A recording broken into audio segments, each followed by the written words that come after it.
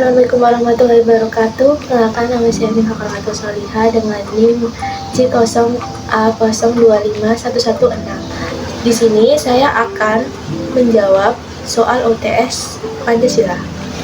Soal yang pertama, implementasikan salah satu nilai-nilai Pancasila dalam kehidupan sehari-hari. Salah satu nilai Pancasila yang paling sering saya terapkan dalam kehidupan sehari-hari adalah sila kedua, yaitu kemanusiaan yang adil dan beradab.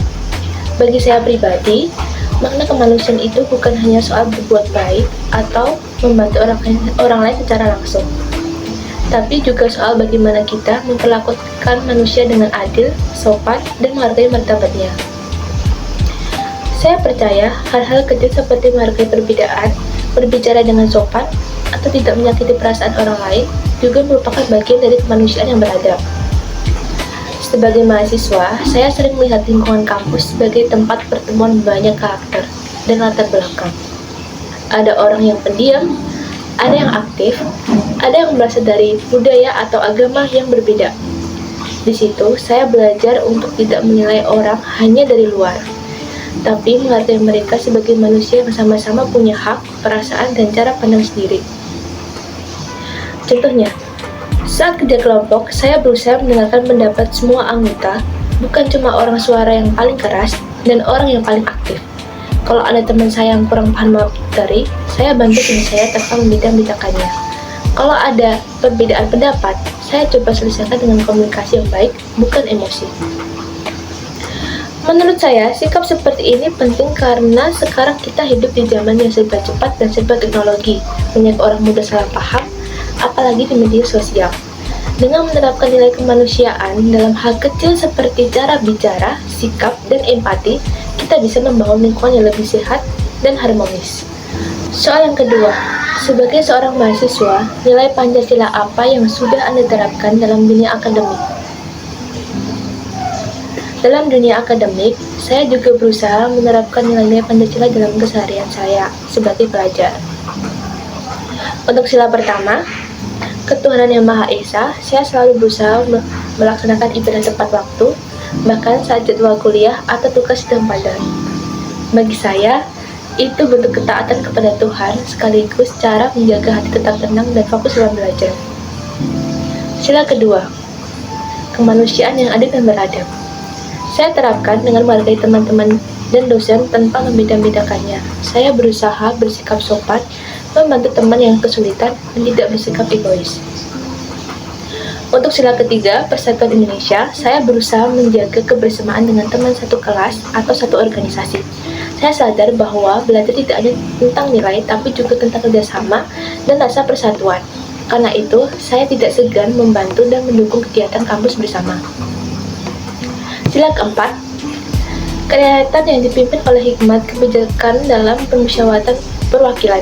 Saya terapkan saat diskusi atau musyawarah, misalnya dalam kerja kelompok.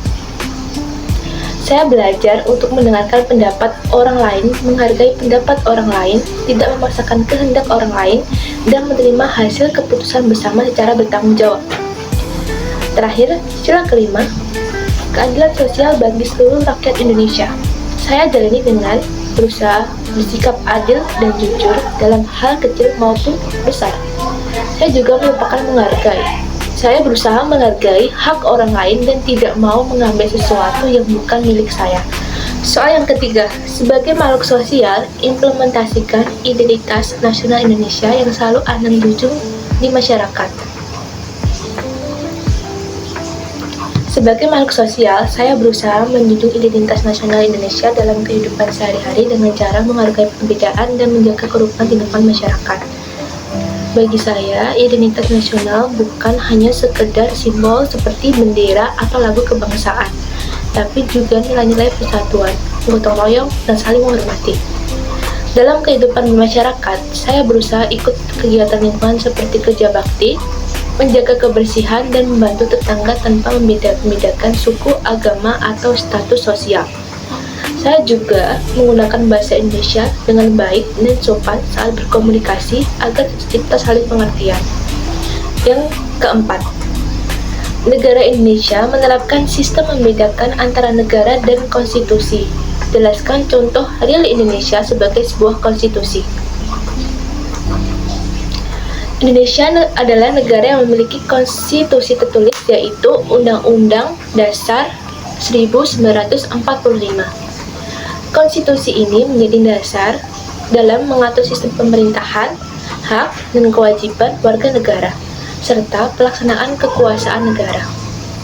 Salah satu contoh nyata Indonesia sebagai negara konstitusi adalah pelaksanaan pemilihan umum secara langsung, umum, bebas, rahasia, jujur, dan adil. Hal ini sesuai dengan ketentuan dalam Undang-Undang Dasar 1945 yang menjamin hak rakyat untuk memilih pemimpin secara demokratis. Contoh lainnya adalah adanya pembagian kekuasaan antara lembaga legislatif, eksekutif, yudikatif yang diatur dalam konstitusi. Selain itu, hak-hak warga negara seperti kebebasan berpendapat, beragama, dan mendapatkan pendidikan juga dijamin oleh konstitusi. Soal nomor 5, sebagai mahasiswa, jelaskan contoh real hak dan kewajiban yang sudah Anda lakukan dalam dunia akademik. Sebagai mahasiswa, saya menyadari bahwa saya memiliki hak sekaligus kewajiban dalam dunia akademik.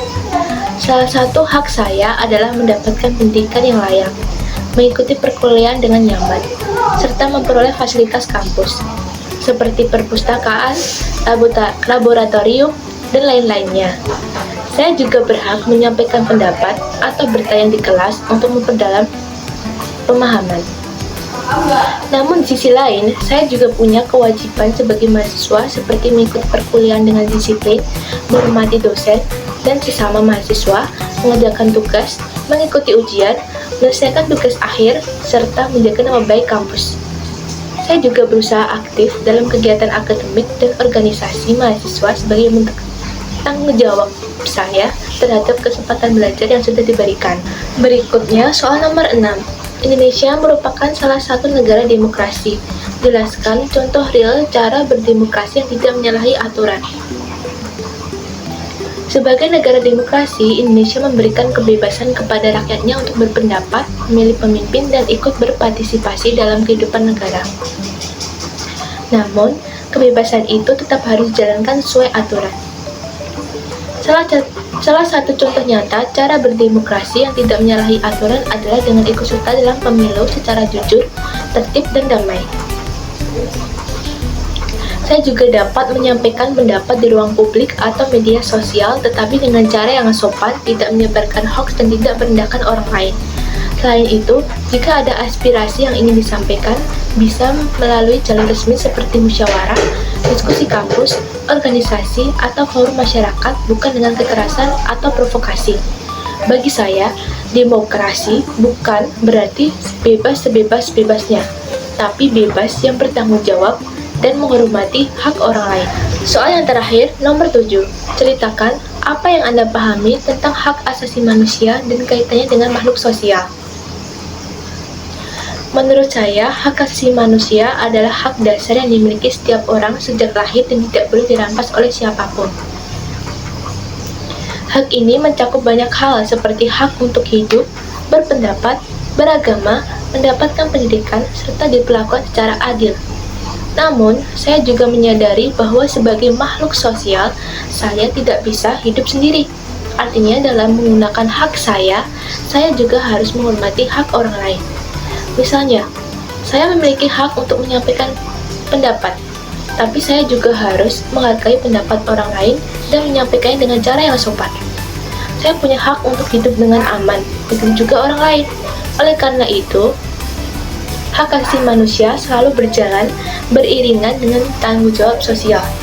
Bagi saya, memahami hak asasi manusia bukan hanya soal menuntut hak pribadi, tapi juga bagaimana kita bisa hidup berdampingan secara adil, saling menghormati di masyarakat. Cukup sekian dari saya. Bila ada salah, saya mohon maaf. Wassalamualaikum warahmatullahi wabarakatuh. Terima kasih.